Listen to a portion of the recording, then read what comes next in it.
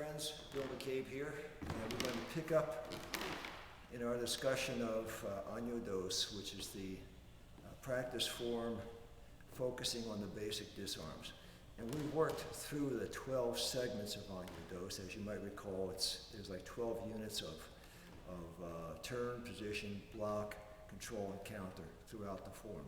So we've covered all 12 of those. I want to take just a minute or two here and show you how all 12 of those individual units consolidate to the overall form.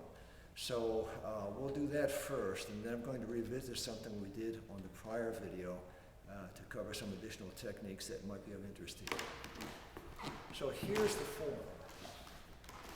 And I'm going to stand at a slight angle to the camera so you can get an angular view, which will give you a better idea of what's happening with the shifts.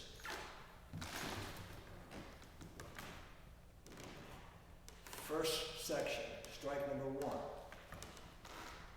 Block, control, disarm, counter. Be ready. Survey the area for other threats. Attacks coming from here. Strike number 2. Position, block, control, disarm, counter. Survey the area. Attack number 3. Position, block, control, disarm, counter.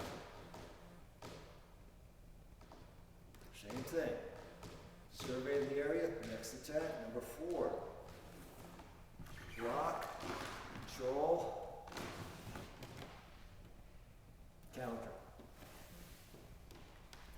Number 5. Position, control, block, counter.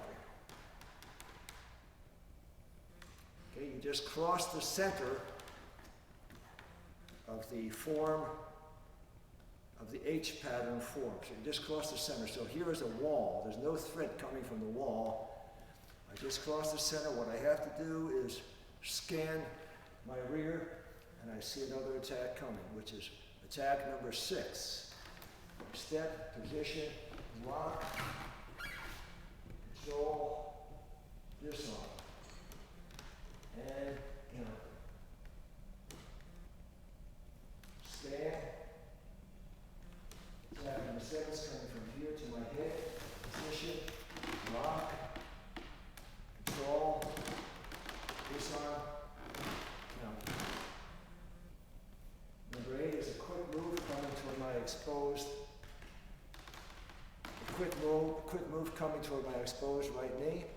Go down low, lock, control, disarm, counter high.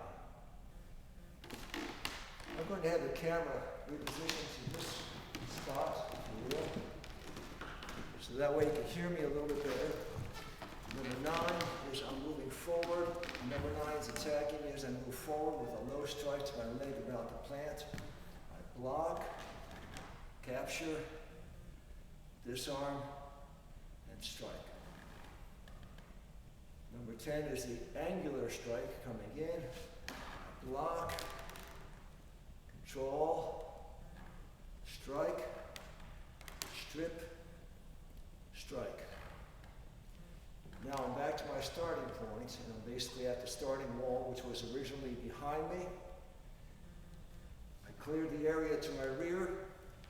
Off to my right side, there's an attack coming, angular attack coming in. I step aside from it, block, control, strike, strip, strike. Okay, I'm going to have the camera step all the way to my other side, if you will, and right to where I'm pointing. I just dealt with this person. I scanned the entire area between the walls, and I see an attack coming at me from the rear toward my head. I slide underneath it, angular block, control, strike,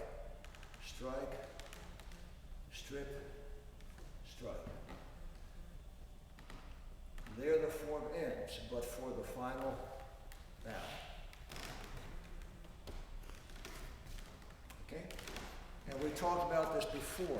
The bow is whatever form of respectful conclusion you choose to execute for yourself. You know, I have my own way of doing it, but you don't have to mimic me.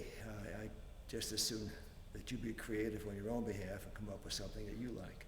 Okay, so I'm going to have Bryan come out here. We're going to revisit something we did in the last video. In the last video, we covered moves 10, 11, and 12. In all of the prior videos, I showed you some advanced moves that you could contemplate for future research as variants of the basic moves. We spoke in the very beginning that the basic moves are the basic moves. You really do need to pass through them so that you learn about position, about angle, about control, about reaction, about all those things that become basic properties of your overall martial art. But there are nice things that start to happen, and I need for you to understand that they are there and that you can head in that direction over time. And I want to give you an idea what some of them look like. So we're here. And I have actually the camera's just fine right here. So Bryan's going to do attack number 10, which is an angular attack. It comes at me. So that's the move. And you might recall that what we taught, or not what we taught, but what we demonstrated was block, control, strike, strip, strike. Same move. He comes, I'm here. Okay. You can simply cut. Same move. And we're going to change the position just a little bit so we have a better view. So you come through the same move. I'm here. I can knock it out with a stick. I can cut with a stick here. And the reason this works is because the leverage is overwhelming, okay? If there's another attacker coming at me, say from right beside where the camera is at, he comes in, I block. I can actually move the stick into the direction of the other attacker as a distraction, okay?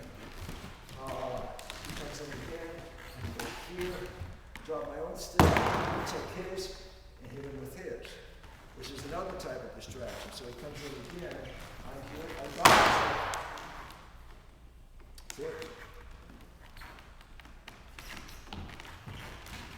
So there's a ton of amazing things that you can do here. Again, I'm here. Watch, I strike. Strike, roll it over, strike again.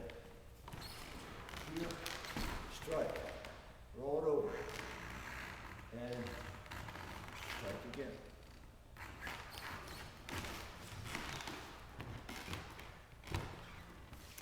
What I charge you with is this, and by charge I mean I'm instructing you, not instructing you, but I'm encouraging you. I never instruct, okay? You have your own teachers to be your instructors, but what I want to do is give you ideas. What I encourage you to do is play, and play carefully when you do this. We're doing this in a slow way right now for safety precaution. Always do this stuff in a way that's safe. But only by play will you learn the real secrets of what underlies motion. If you just sit there like a robot, you become like a rock over time. Nothing new happens. Okay, you need to be flowing at all times. Number 11. So it comes in slightly different angle. Here. Okay, now the move that I showed in the form, strike, strip, strike. It comes in at 11. This is my soft arm, quick release. Comes in, I just go here, quick release. Comes in, I can hit, quick release again. All these are slightly different. We'll do the other videos on the other side. Here's it. Comes in, boom, boom,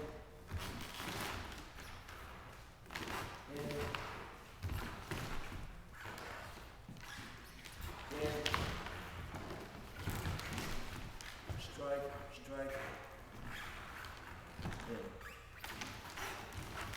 again.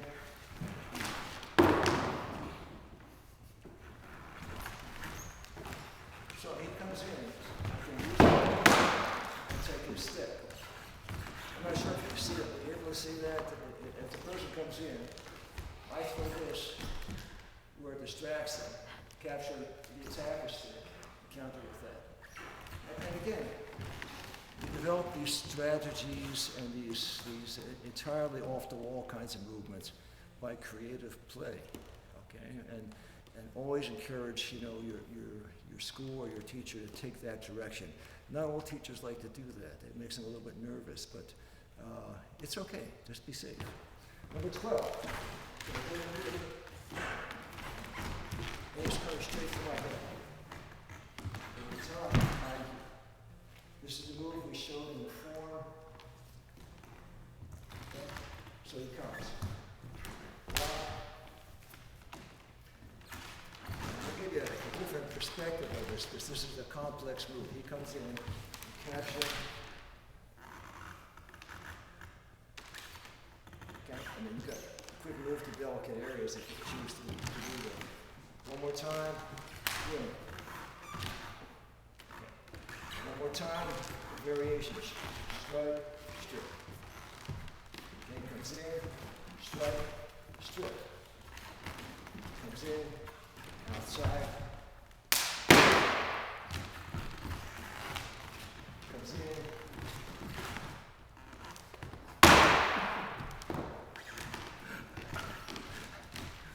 Okay, friends, I think you get the idea, okay? There's unlimited possibilities here. And I'll say this, lest I forget to say it at some other point in time. When we began working with the sticks, you know, several decades ago, everyone was locked into empty hand motion. And we thought that we had really high skills. It wasn't until after we met some Filipino masters and then had people that were very gracious and generous and willing to share this with us to our heart's content, that we learned all these new concepts, these new ways of practicing, and lo and behold, we found that everything that we were doing was becoming much more efficient. So that's the promise of taking these different paths in the martial arts. They do make you a three-dimensional practitioner, where otherwise you might not ever achieve that end. So till next time, take care, and thank my two assistants, of course, Bryan and Betty, for helping out today, and we'll see you all downstream.